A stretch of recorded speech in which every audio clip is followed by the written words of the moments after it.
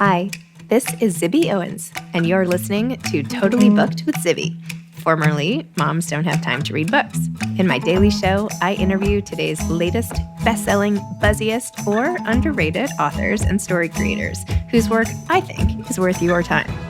As a bookstore owner, publisher, author, and obviously podcaster, I get a comprehensive look at everything that's coming out and spend my time curating the best books so you don't have to. Stay in the know, get insider insights, and connect with guests like I do every single day. For more information, go to zibbymedia.com and follow me on Instagram at Zibby Owens. Tamron Hall is the author of HARLEM HONEY, The Adventures of a Curious Kid. Tamron Hall is the Emmy Award-winning host and executive producer of the popular nationally syndicated talk show Tamron Hall. Tamron has been on the show before, by the way, and was kind enough to have me on her talk show, which was so cool. Formerly of The Today Show, Tamron has also hosted 6 seasons of Deadline Crime on Investigation Discovery. While at NBC, she was a recipient of the Edward R. Murrow Award for her report on domestic abuse. Tamron currently serves as an advocate for domestic violence awareness. Welcome back, Tamron. Thank you so much for coming on to now talk about your children's book, HARLEM HONEY. Congratulations. I feel like we see each other a lot, so that's a good thing. I always want to talk with you and see you, and I always want to talk about the things I love the most. So it's a perfect day for me to be here with you and talking about a new book that I have. It's so exciting. Bring me great luck. You bring me great luck. Well, you were also so nice to me to bring me into the Tam fam and have me on your show for blank. That was so nice. Oh my gosh. Thank you. It was fun having you on anytime that we can talk about, great authors, great books, and include, I guess selfishly, even my own in the mix. It's an honor. Of course. Oh my gosh, of course. Okay, HARLEM HONEY, you introduce us to this adorable character, Moses, as he introduces us to all of the Harlem hotspots as a way to get acclimated to a new environment and find a new sense of home. Why this book? Tell everybody about what it's really about, why you wrote it, all of that good stuff. I think, since we've gotten to know each other, you know that I am a mom to a very rambunctious, now 5-year-old, 5.5 to be more specific. And this book was inspired by my journey with Moses after the world reopened following the pandemic. And I discovered that I had a much shyer child than I realized. At home, Moses is very outgoing and very outspoken and just, probably a mini talk show host in the making. But when we would go out after really living his life with just dad, mom, grandmom, and grandparents, much smaller world than we ever imagined. He presented very, very different than what we saw at home. He was a lot more shy. I think caution is healthy, but he was a bit more cautious than I expected. And we would go home, Zibby, and he would talk all about what we saw. And so I realized he was taking it in, but he wasn't comfortable enough to share it at that time. So we started talking a lot more about, you can feel safe in new places. You can feel safe around new people. And our first home happened to be Harlem, which is where the story starts. But in truth, it's a feeling that we all can identify with, even, the youngest to the oldest among us, walking into a new place and feeling so different than you do at home or when you're around friends, and what can come from curiosity. Oh, I love that. That's great. It also, you have such an interesting way of showing that when you come with something to offer, right? Mm-hmm. Moses has this jar of honey and he just wants to share. He's so proud. Yeah. And so he starts every interaction with like, oh my gosh, like you have to try this kind of vibe, and how that is such a different starting point than many others, right? When you come with a place of graciousness like that. And that's exactly it. Thank you for picking up on that, because oftentimes, the icebreaker, people ask me all the time, what do you do when you go to a party? Like, how do you break the ice? Mm-hmm. And for this little first grader, he doesn't have a resume of accomplishments, right? He doesn't have all of these things that he has to bring that an adult would in a conversation, but he has this honey which was gifted to him from a neighbor. So it's the beginning of, first of all, learning that kindness can come from a stranger, right? And he learns that from Miss Louise and her granddaughter who live across the street, and then he's able to share that experience that he takes from neighbors, this warmth, and travel around his new neighborhood. He's from Texas. That's my child. That's me thinking of myself. Even though I moved to New York at age 38, I felt like a kid. Right. The Empire State Building, the busyness at 38. And I came from a major city, right? I came from Chicago to New York. But I wanted to bring that sensory overload, for lack of a better description, that even I felt as a seasoned journalist into this little character and soften those edges with something I discovered as a mom. And I'm sure, your listeners and you will understand this, okay, hurry, let's get out the door. Hurry, put your socks on. Oh gosh, you're rushing past things that they've seen for the very first time because we are in such a rush. And it's not a punishment. It's a pleasure to have experienced a great life, but we forget it's the first time they saw a taxi. It's the first time they saw an airport. We want them to get on the plane and shh, be quiet. Oh my gosh, because I don't want the people in the seat behind me to think that I've got the noisy kid. This is the first time this kid's been on a plane. This is the first time this kid has walked into a birthday party. This is the first time they've walked into church or any new environment. This is the first time they've walked into a relative's house. So they're going to look around and they might be a little shy. They might stand behind you, but it's not a bad thing. It's an opportunity, at least I found with Moses, to share a very valuable lesson that what's on the other side of that fear? What can you gain on the other side of fear? And that's what he's experiencing. Fear and caution, but what's on the other side when we are able to safely explore that, whether you're a child or a grown-up? That's so nice. I love that. I interviewed somebody else about a book called Mothers and Other Fictional Characters, and she literally had a passage that I read out loud that is saying the same type of thing, that sometimes like our biggest weaknesses as moms can be that we rush our kids past things because we're so busy trying to like do everything on the list and get them to this class and get them to that class. And why do we not just sit there and look at bugs crawling up a stick or something like that? I love that too. And, I'll tell you one of the things, and going back to why the book is set in Harlem, and I want people to recognize that Harlem just represents his neighborhood. This is any neighborhood in the world. And for me, vividly, Zibby, I remember my son just started walking, but, confidently. So he's, 2.5, almost 3, whatever at the time. And he was also learning numbers. And we were walking around our neighborhood, and he was so, I think the right word will be, weirdly enough, enamored with the fact that every house had its own address. So he's walking and he's like, 125, 127. I mean, and it's remarkable, something we take for granted. Hey, Zibby, what's your address? I'm on my way. This kid discovering that every home has an address. And he was in awe, and he's like pointing at this address, and he's like, but mom, they have their address on their door too. Something so minor, something so easy to take for granted. We write our address down every day, put it on something, and logging in on your account, verify this credit, whatever it is. For this kid, it was the most impressive thing in the world that every home had a number to identify it. And I thought, I got to slow down. I got to slow down, and I've got to soak it in. And through his curiosity at that time, and even now, I've learned the joy of motherhood in this weird way. And that's why in the beginning, I say, I dedicate the book to curious children and the patient adults who understand why, because it is an exercise in patience. It's not that we're doing anything wrong, but it is a reminder of patience and being present, which are two things I hear as a common thread when I talk to moms, dads, any adult in a child's life. It's being present and patient, and what a gift they've given us as a reminder of what's important. I feel like I've done everything wrong. No, well, no, but that's the thing. We all do it, right? Listen, I'm here talking about the book, and this morning I'm like, you gotta get out the door, and I try to.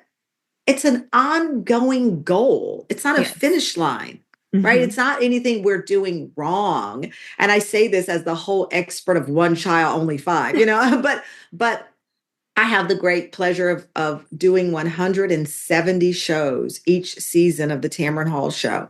And with that comes great conversations with many of our shows. So if you do 170 shows, each show averages 4 guests. I don't even do math, but that's a lot of people that I've had the great honor of coming in contact with. And if I have a blessing or a gift to contribute, it is that I'm able to share other people's stories, not mine, other people's stories. And through the lens of other people, through the lens of curiosity, I have my own adventure. And that's what I'm able to share with this. And that's why it was important. The subtitle was The Adventure of a Curious Kid, because I think the most attractive trait in a partner, I think the most attractive thing about a friend, and when I say attractive, I think that's what attracts me to people. I'm attracted to curious people. And that doesn't mean curiosity in the sense of what is Einstein's theory of relativity? No. I mean, hey, where are you from? Where'd you eat? Be curious about others. Yep. And so curiosity for me starts in small ways and not necessarily these big ways that we assume get us in the room or help us network or help us get what we want from someone else. It's really the connection. And with Harlem Honey, his curiosity and the curiosity for children, it starts in the home and then it goes to your neighborhood and then it reaches out to hopefully the life that we are shepherding our children to experience. And we do shepherd them at some point. Yes, they lead their own destiny and their version of what they want, hopefully. But at the beginning of it, it's us shepherding them to something. And so with Harlem Honey, he is now opening up the door to his neighborhood and he sees that things, that new places and new faces can be inviting. And there's so much to learn from that. So were you the shy, curious type as a kid? Like, what were you like at Moses's age? I was extremely shy until I was about in the first or second grade. And I still, and I don't say that as that celebrity, like, oh, shucks, I'm still shy now. I really am. I think people know that. And we've talked about it on the show. And even when my friends have come on the Tamron Hall show and we do, they talk about, I think I have a friend that calls me a social loner. And, many of my fond memories, I laughed the other day because my son is an only child and I am 8 years older than my younger brother. And playing Monopoly solo is an imprint of childhood I'll never forget. And the other day, my son was playing Chutes and Ladders alone. And I could hear him talking out the characters. And I was like, oh my gosh, that is my childhood right before my eyes. This kid playing Chutes and Ladders by himself. But yeah, I was very shy. I'm fortunate to have a mom who was an educator and really helped me find my confidence academically to speak up and answer questions. But she also did not try to reverse my natural personality. And that's the balance, right? All kids are not going to be the first in the room. All kids are not going to be the kid who steals the show at the birthday party and is dancing in the middle or is the little showstopper. That's not the case. And with my son, he has grown into his confidence in a very age appropriate way. But there are days where he is super shy. And I'm like, get out there with your peers, and he's like, no, I don't want to go. I'm not ready. But we've tried to arm him with the language of, how to express when you're ready and and express to him in an age appropriate way of what confidence looks like and how fun things can be on the other side. But yeah, absolutely, to the core of your question, and I found my voice in playing the clarinet. Fun fact. I ran track. My parents put me in activities that inspired me to come out of that shell. What were your track events? The 100, the 200, and the 400-meter relay. Oh, wow. Look at you. Yeah, All of them. yeah. No, not look at me now. Look at me then. But I know. I did But track yeah, for like yeah. 2 years, and I did the 100-meter Yeah. and a hundred Oh yeah. meter relay. Anyway, Well, whatever. I grew up in Texas, like the character in Harlem Honey. He moves from Texas to here. I grew up in Texas, which is a track state. Some of the best sprinters in the world, best athletes, honestly, in track and field from Texas. And I ran from age fifth grade, age 5 years old until I went to college. In Oh, fact, wow. my best friend, we met. She was the first person to ever beat me. And I was like first or second grade, and we became great friends. And she now is a track coach in Texas and then a mom of three. We've been best friends since we were like 5 or 6 years old. But yeah, no, I think that finding the things that a child can connect with, we know emboldens them in a positive way, gives them a voice. And with Harlem Honey, he's exploring his neighborhood. He's got this little jar of honey, and along the way, he is encountering, people and places that give him confidence, that give him the ability to see joy, and that is something that is inspiring. And I love that, when I created the character. And he has a best friend that rolls around with him and hangs out with him, which was important that he had a strong, empowered female protagonist with him.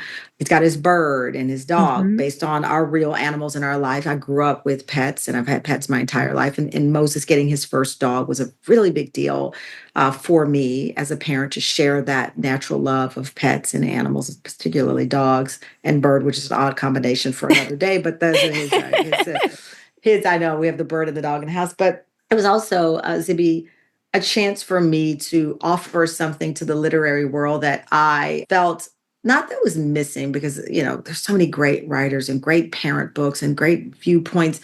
I did want my lead character to be this child who identifies as a boy, because I found that as a woman, so much of who I am and why I feel so empowered today, it's because of writers like Judy Blume and even current books that really talk to girls and young girls about being strong and confident. I mean, I remember the first time the character Brave came out with Disney, and I took my niece Gianna, and she was like, brave.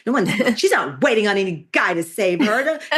This whole the prince swooping in and saving you was nonsense. And we've gotten away from that. And I'm happy that I am able to celebrate female writers who bring that point of view and that message to young girls. And I wanted to contribute something for boy moms, and and I've talked to many now about wanting boys to not feel that they are scary, that they cannot show fear, that they can't balance the need to be gentle with also being empowered. Because I do want a little boy who feels empowered, but also at the same time express to him the need for him to share understanding and love. So that was important. Well, you had so many different goals, and yet you got them all in 40 pages. Because that was important. I mean, let me tell you the other thing. There are some nights my son's like, okay, he grabs a book, and I'm like, please don't grab the one that's really long, because and you can't. And so I said, okay, 40 pages. That's a sweet spot. That's long enough to connect a story, but also short enough that bedtime is not turned into some long thing. So it was good. And I wanted it to be light, that you could carry it around. And, when you're going to visit friends or family, okay, I've got a book we're going to read. So I was very intentional about the page count with this. So then how did you go about writing it? You had all these goals, you knew the general story. Was it easy, hard? How did you do it? It was easy because everything I do comes from an authentic space. And I fight the urge to, in any way, shape, or form, be motivated by a measure of success that is through the lens of money, that is through the lens of getting my name out there, that is through the lens of an extra line in my Wikipedia. Nothing that I create is from that space. I truly, in my heart, created my crime series based on my experience as a reporter, My cookbook was created after my father passed away, and I wanted to learn to appreciate this gift that he'd given me and that I could give to myself and my family and become confident in the kitchen. And this book, when I brought my son home, I never imagined that he would be this shy character. There are many things on the list that you're, thinking of and what you might have to address. The global pandemic happened, and his world, like all of ours, became really small. And then when it reopened, I saw someone very different who I wanted to rush in and save, but I recognized that's not the role I'm supposed to play. I'm not his savior, I'm his protector, but I'm not his savior. He has to learn to save himself. And how he does that is through me offering stories and experience at his level of understanding. And with Harlem Honey, that became the I don't know, like the guiding light, because I know I wasn't alone. And talking about new places and new faces and adventure and curiosity, it was just natural and the pages flowed. And we really did live across the street in Harlem from a family who had honey. This Oh is a my true gosh. story. True story. So that part is real. I mean, they had a honey hive on their roof, and they would give out little honey jars. And yeah, true story. Absolutely true story. And everything and all of the adventures were places that were in our neighborhood that I frequented. Wow.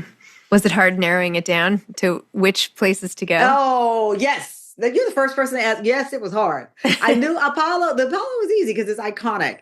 I love all of these amazing soul food restaurants in Harlem, Melba's, Amy Ruth's, and I picked Sylvia's because it's the longest and the most iconic in the sense of it's been there the longest. And so that was interesting. Studio Museum, I felt like is a gem in Harlem that people don't realize exists there. And I do want this series to continue. And I would like for the character to travel to other places and neighborhoods. I do. There are a lot of books that focus on the states and the big cities. I think neighborhoods, look at the wildfires, for example, in Los Angeles. Everyone's talking about Altadena, this historic neighborhood that we didn't know anything about. And now people are not only focused on helping the families who were devastated by the Los Angeles wildfires, but we've learned much more about these communities and these Mm-hmm. neighborhoods.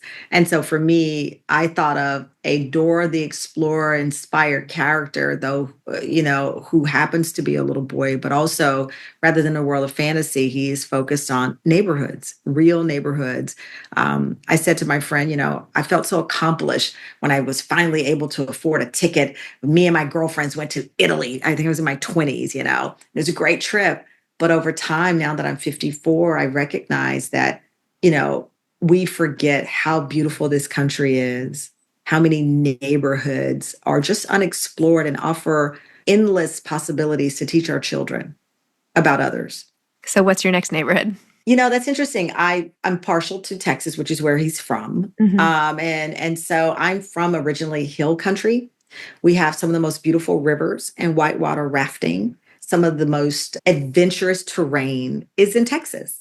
And so I may have him go to hill country on a whitewater, like an adventure with Oh, his family. That's next. I'd love to take him to New Mexico. There's a beautiful, this is going to sound strange. He's not going to go to a bed and breakfast, but years ago, my cousin took her mom to this beautiful, it was a church that was turned into a beautiful bed and breakfast, but it was rich culturally.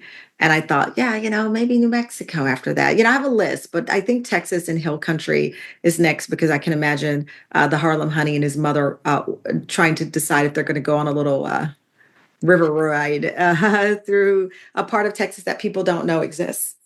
wow. They think barbecue, cattle, Dallas, and they don't know about the richness of the terrain, especially in South Texas. And not that you're not doing enough already with your show and Harlem Ah, Honey and everything else, but do you have another adult novel in the works? right now I am focused on a memoir. And I've not told anyone this, but since you've been there Ooh. from day one, I said along the way, I'm not ready to write my life out in that way. But over the past 5 years, Zibby, I've learned so much about community and the value of betting on yourself when you have a community behind you. Mm-hmm. I was 48 years old when I had my first child.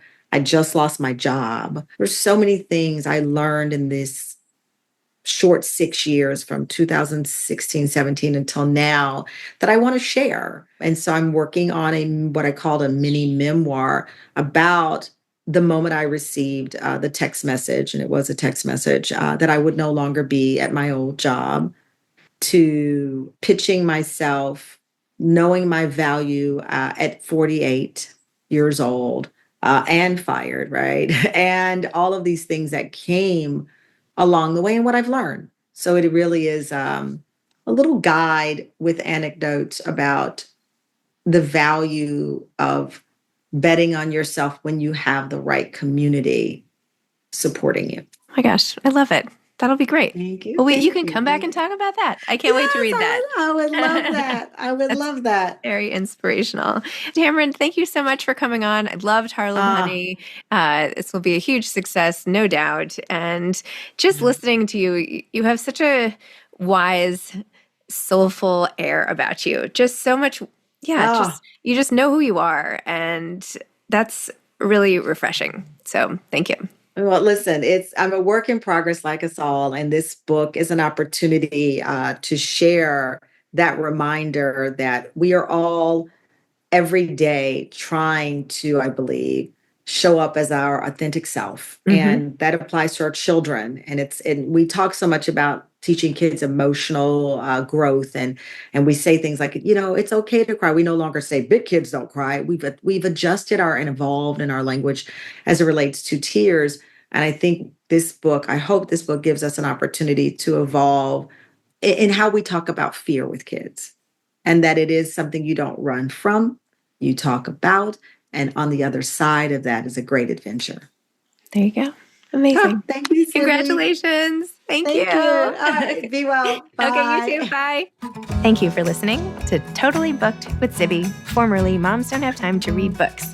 If you loved the show, tell a friend, leave a review, follow me on Instagram @ZibbyOwens, and spread the word. Thanks so much. Oh, and buy the books.